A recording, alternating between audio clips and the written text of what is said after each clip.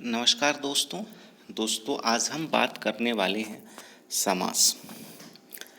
देखिए समास का जो तात्पर्य है, जो अर्थ है, वह है संक्षेप या संक्षिप्तीकरण। हिंदी व्याकरण में समास का जो शाब्दिक अर्थ है वह है छोटा रूप, मतलब शब्द को कम से कम शब्दों में, है ना, लिखना, परंतु उसका जो अर्थ हो वो क्या हो, अधिक से अधिक हो। ये कई बार कई परीक्षाओं में मालूम भी किया गया है कि समास का शाब्दिक अर्थ क्या है या फिर समास का अर्थ क्या है। तो क्या है, संक्षेप, छोटा रूप, संक्षिप्तीकरण, ये सब उसके क्या हैं, अर्थ हैं। इसके बाद है समास के प्रकार। तो समास के प्रकार 6 प्रकार हैं: द्विगु, द्वंद्व, कर्मधारय, तत्पुरुष, अव्ययीभाव और बहुव्रीहि। इस पे हम क्रमवार चर्चा करेंगे और बहुत ही आसान और सरल शब्दों में, वह भी ट्रिक के साथ, ताकि आप उसको हमेशा याद रखें। देखिए पहला है द्विगु समास।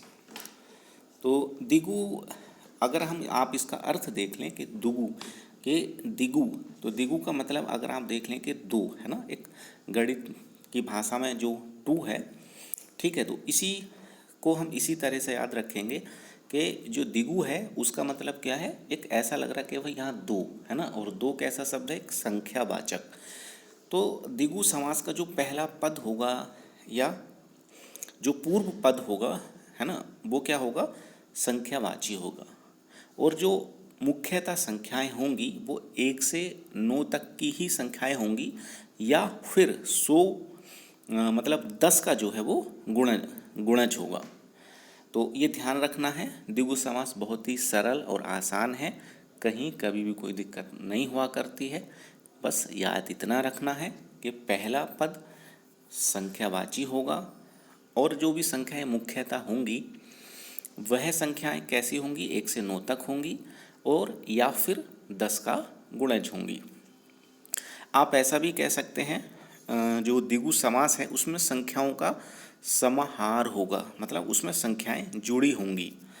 तो जैसा आप, बहुत आसान है, नवरात्रि, त्रिभुज, तिरहाया, पंचवटी, चौराया, मतलब इस तरह से जो मतलब संख्यावाची जो होगा वो कैसा होगा, द्विगु समास। बहुत आसान है, बहुत सरल है, बस याद इतना रखना है, द्विगु मतलब 2 और मतलब संख्यावाची। ठीक है, अगर कहीं कोई भी डाउट होगा तो आप मुझसे जो है कमेंट में मालूम कर सकते हैं। देखिए इसके बाद है द्वंद्व समास।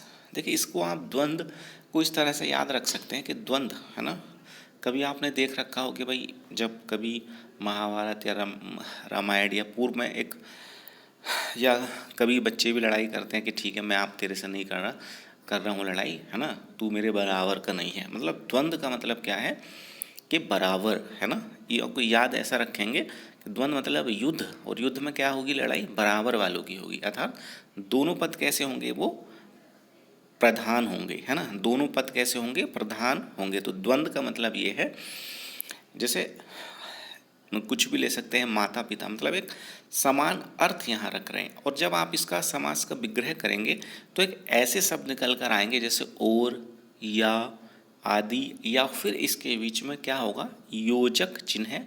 ये जो चिन्ह है, ठीक है, योजक चिन्ह है, तो इसको क्या है, इसके बीच में प्रयोग होगा। तो बहुत आसान है। द्वंद्व मतलब दोनों पद ही प्रधान होंगे, या ऐसा कह सकते हैं कि जैसे राधा कृष्ण, है ना, या फिर माता पिता और राम सीता, ये शब्द ऐसे होंगे, है ना। मतलब एक तरह से विलोम शब्द भी आप कह सकते हैं, है ना, जैसे एक तरफ स्त्री होगी, एक तरफ पुरुष होगा, उससे जुड़ा हुआ जो भी कुछ है।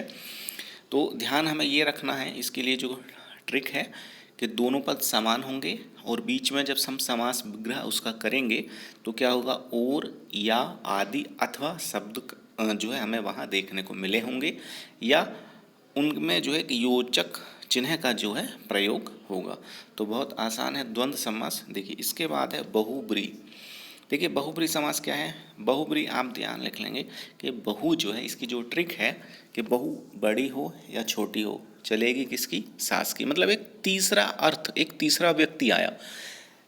शाब्दिक अर्थ उसका तो कुछ और, मतलब हम निकाल रहे थे तो उसका कुछ और था, लेकिन उसने जो हिंट दिया वो क्या दिया? वो तीसरे व्यक्ति को दिया। ठीक है, तो बहुब्री में क्या रखेंगे कि बहुब्री, एक प्रश्न है कि भाई जो बहुब्री समास है उसे समासों का राजा भी कहा हम लोग बोलते हैं, और कई बार ये क्वेश्चन कंपटीशन में भी मालूम किया गया है।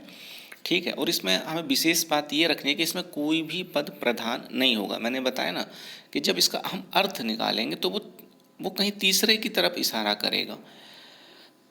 फिर है अधिकांश उदाहरण जो इसमें होंगे वो पौराणिक होंगे, है ना। जैसे मोदक प्रिय मतलब गणेश जी, दशानन मतलब 10 सिर वाला, ठीक है, कौन? रावण।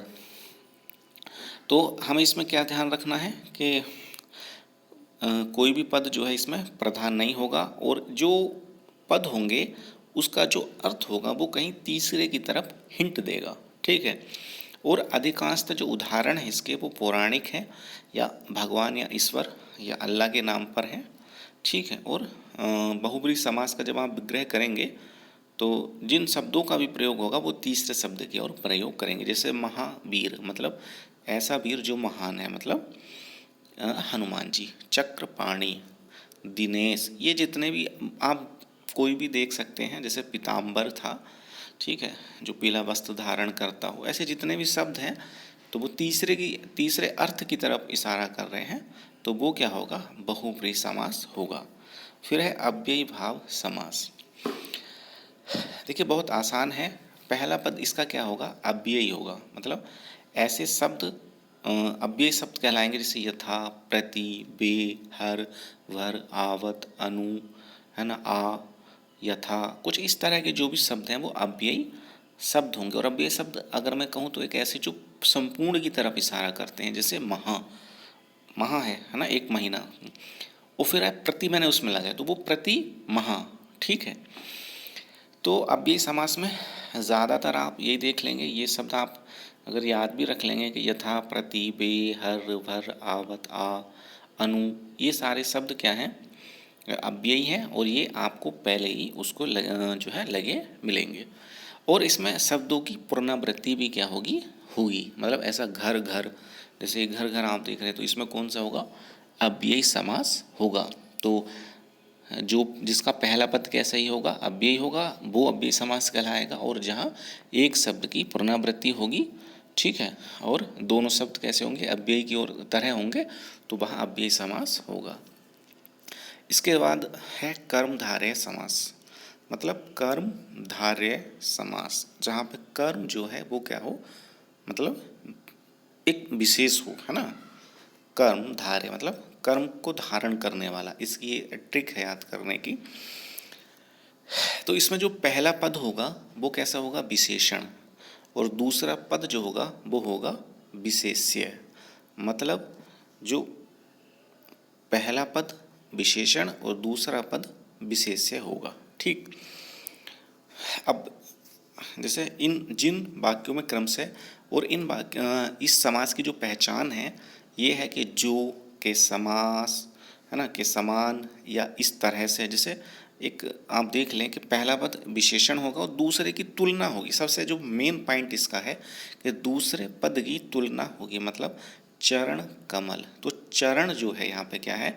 वो विशेषण है, और कमल कैसा है? वो विशेष्य है। ठीक है, महापुरुष मतलब महान, महा पहले लग गया, है ना, तो महा मतलब वो ये आया कि भाई महान है जो पुरुष, है ना। तो ऐसे कोई भी समास कर्मधारय समास कहलाएगा जिसका पहला पद जो है विशेषण होगा और दूसरा पद जो है वो क्या होगा? विशेष्य होगा। मतलब दूसरे पद की जो है तुलना होगी। जैसे कमल है तो कमल क्या है?